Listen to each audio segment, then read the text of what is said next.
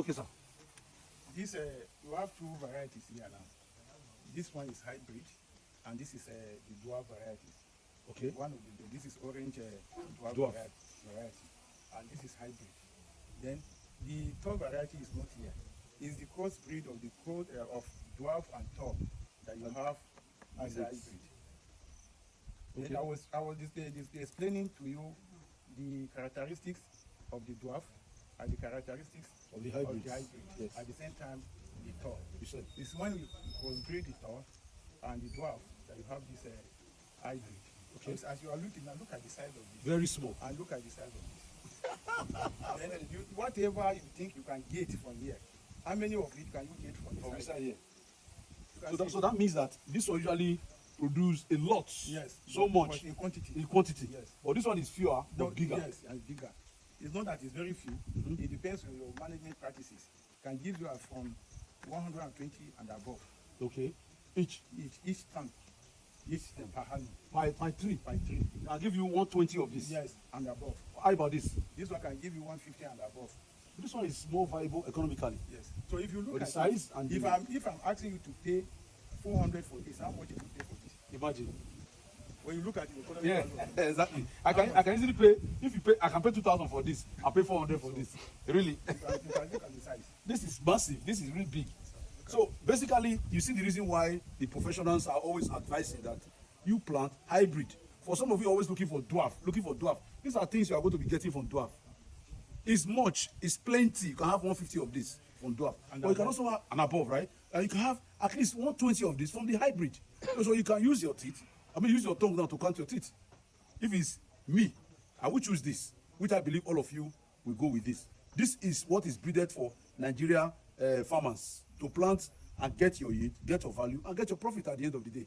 And like he explained, he said this one can live up to about That's 40 to 60 40 years. to 60 years. And 80 Alright, for the and dwarf. above. And this can live 80 and above. You have everything you need here. Why are you looking for dwarf? This video is for the purpose And of when, you guys when, looking for when, dwarf. when you want to regenerate, when the plantation is aged and it's not giving you the economic return as expected, and you want to plant another one, the trunk of this is not strong. It's not as strong as the trunk of the hybrids. and the tall. People doing timber will not like to buy this one from you because the number of wood they will have will come out. is come out from it is very small. Some of them, after cutting the first one, second one, the tip is no longer very strong. I understand. But when you have This hybrid. yes, it's being used for roofing. Yes. Sure. Yes, for many purposes. I guess you understand what doctor, The trunk. what doctor refers to as the trunk is like when you say the tree. Let's bring it down to our level. Is the professor. So the tree, that means after you have harvested this thing for many years and you are tired, you can actually cut it down and use it as a timber, as like log to saw into planks and use it to roof your house. But that of the dwarf is not economically viable at that level. You can't compare what you get from this and what you are going to get from dwarf. Of course, you hear it's called what? Dwarf. And this is hybrid. Everything is in here. So you come and buy your hybrid.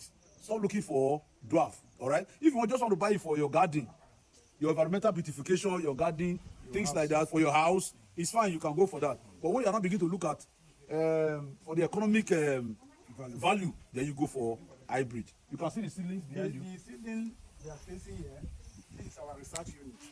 This planting material are to be regenerated here in the substation to enable us to produce desirable planting material to the farmers. We have explained now. You see, what research does is this, is improvement, crop improvement. Yes. If you are getting an average of 80 knots per stand, maybe in a few years to come, we tell you, you will be getting 100 or 150 because of the improvement. We do the breeding here. That's correct. You understand? That's correct. We have our scientists that are into it, and that is this seedling are being produced based on the selection of desirable characteristics. We know what the farmers want. Now we have another seedling there. We are looking at the stem, the size of the stem of the coconut. We have gone into that. Maybe in a few years to come, when you start producing, we'll tell you, if you plant this, this is what you have. This is it, desirable characteristics. We'll look at it. Then we'll also look at disease and pest condition of it. Then we are talking of environmental factor. These ones are resistant to drought. So all this you are seeing, they are our planting material that's supposed to be used to regenerate our plantation here, so that at the end of the day, a few years to come, this planting material that are good, are desirable to the farmers, will start giving to them. That's interesting. Yes.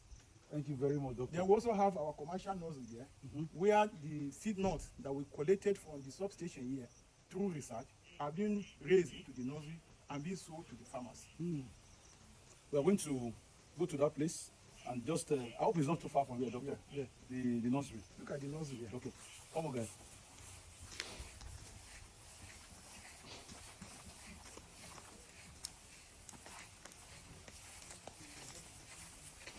This is our commercial nursery. As you can see, from here to the end of that place, they are all yes. These are our commercial nursery. We have our coconut nursery. These nuts have been planted, and you can see some of them are coming up.